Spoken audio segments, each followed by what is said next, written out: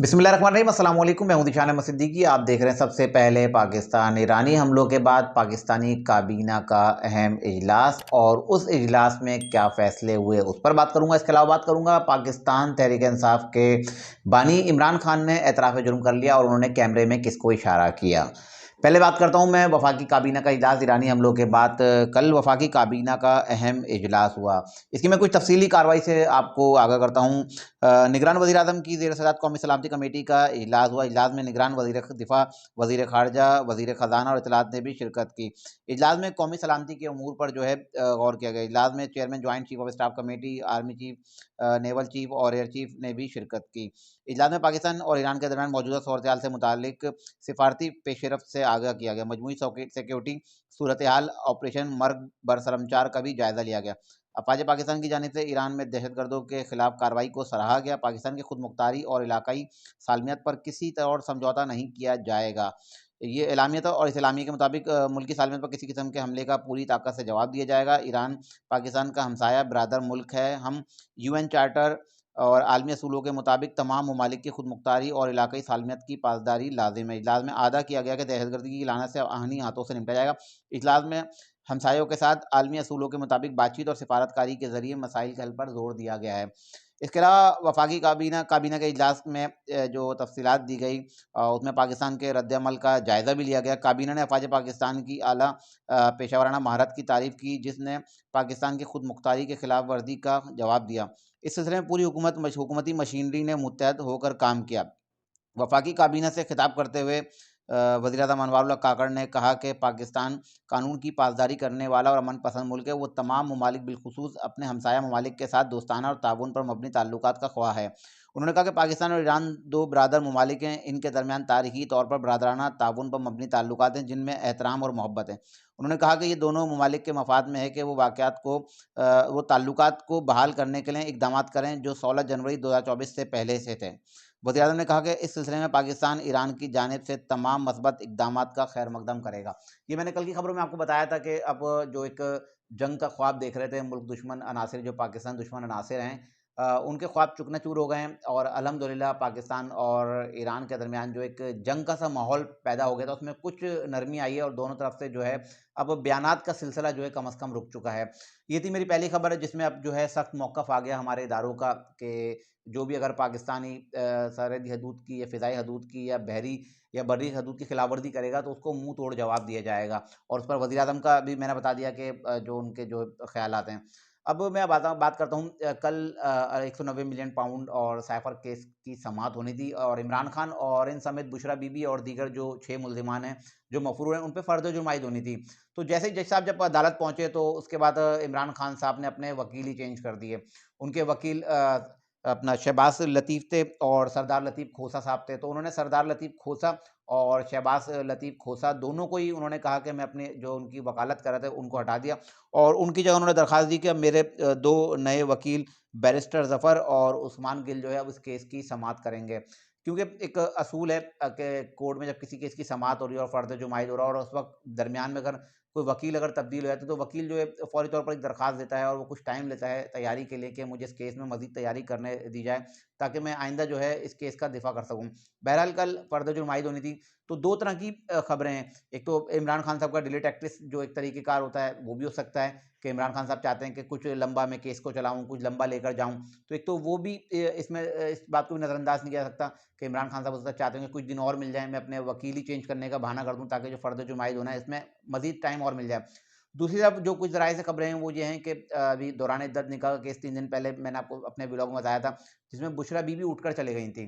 तो कुछ ज़राए से ये भी खबर है कि शायद इमरान खान और बुशरा बीबी के दरमियान शायद मामलात कुछ ख़राबी की तरफ हैं, क्योंकि लतीफ़ खोसा और शहबाज़ खोसा को जो इमरान खान का वकील कराया था, वो बुशरा बीबी ने कराया था। इससे पहले एक ऑडियो भी लीक हुई थी, जिसपे मैंने मुकम्मल एक तफ़सीली व्लॉग किया था, जिसमें उन्होंने जो है लतीफ़ खोसा से बुशरा बीबी गुफ्तगू कर रही हैं, उनकी जो ऑडियो लीक हुई थी, जिसमें बज़ाहिर लगा कि वो इमरान खान की बहनों के खिलाफ हैं और इमरान खान को जो है उनकी बहनों के खिलाफ करती हैं और लतीफ़ खोसा को जो सारे केसेस दिलाने में बुशरा बीबी का अहम किरदार था। अब इमरान खान साहब ने इस केस से तो लतीफ़ खोसा को हटा दिया और यही खबर है कि बुशरा बीबी जो दौरान इद्दत निकाह केस से गई थी, उसके बाद इनमें कोई अनबन हुई है और उसके बाद बुशरा बीबी चाहती थी कि जो टिकट्स हैं उसका जो मामला है, जो पार्टी जो कारकुनान हैं, जो रहनुमा है, जिनको जो है अब आम इंतखाबात होने हैं, उसमें टिकट्स देने हैं, तो उस पे भी कुछ थोड़े से मामला ख़राब हुए थे, जिसमें इमरान खान साहब ने कहा था अब जो टिकट्स दे दिए वो दे दी गए, लेकिन अब बाकी जो टिकट्स हैं वो जो शिबली फराज और उमर अयूब जो है उन लोगों को जो है टिकट्स देंगे।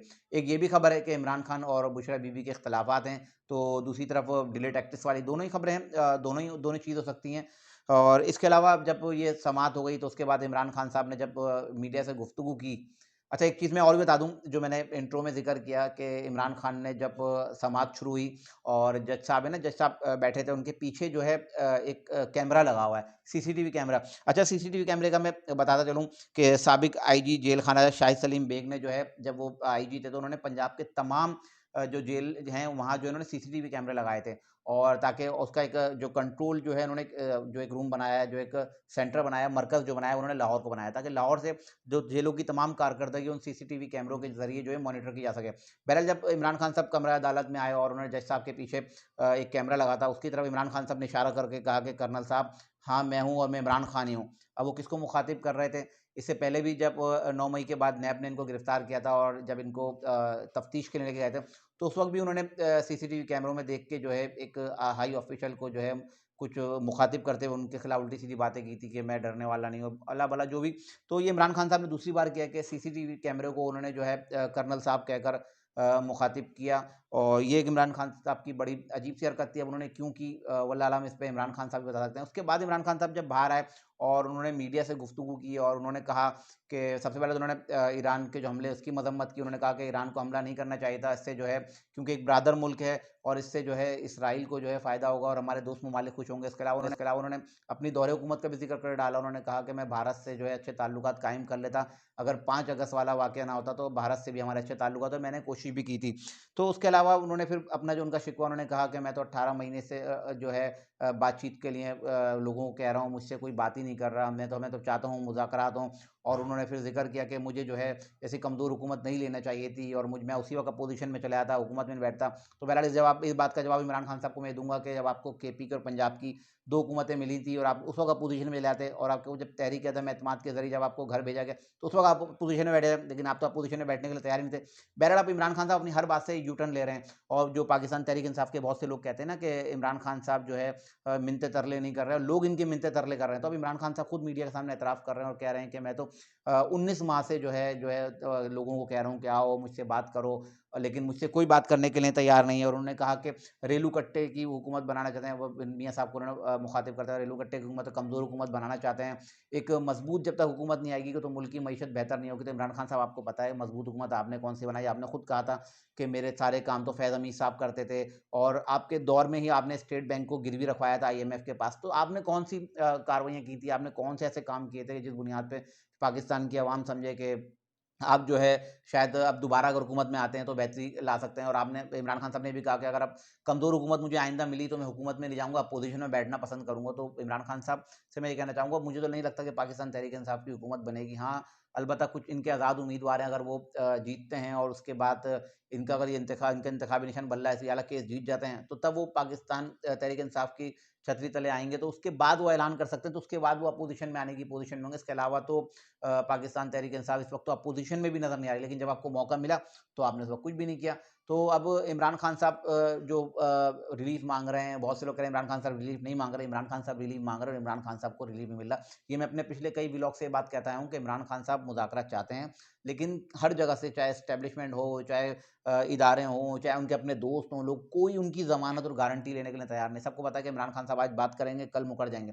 तो इमरान खान साहब की कोई गारंटी लेने के लिए तैयार नहीं, कोई मुज़ाकरात नहीं हो रहे, कोई इमरान खान साहब को पेशकश नहीं जा रही। उल्टा इमरान खान साहब जो है अब अपने लिए रिलीफ़ माँग रहे हैं, वो चाहते हैं कि मुझसे बात की जाए, और ज़ाहिर से जेल में वो परेशान हो गए, लेकिन अब उन पे फ़र्द जुर्म मज़ीद लगेंगी, मज़ीद केसेस 9 मई के आएँगे। तो मुझे नहीं लगता कि फ़िलहाल 5 या 6 साल तक इमरान खान साहब से कोई मुज़ाकरात करेगा या इमरान खान साहब को कोई मौका मिलेगा। ये थी आज की इंतहाई अहम खबरें, जिसके साथ मैं हाज़िर होता हूँ इंशाल्लाह मज़ीद खबरों और नई चीज़ों फिर हाज़िर होऊँगा। तब तक के लिए इजाज़त दीजिए। अल्लाह हाफ़िज़।